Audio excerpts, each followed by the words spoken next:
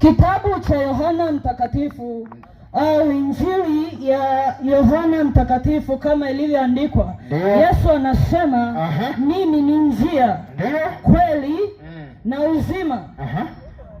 Mtu haji kwa Baba, mtu haendi mbinguni, mtu haendi kwa Mungu asipomwamini Yesu kwa Bwana na Mwokozi wa maisha yake. Amen. Watu wengine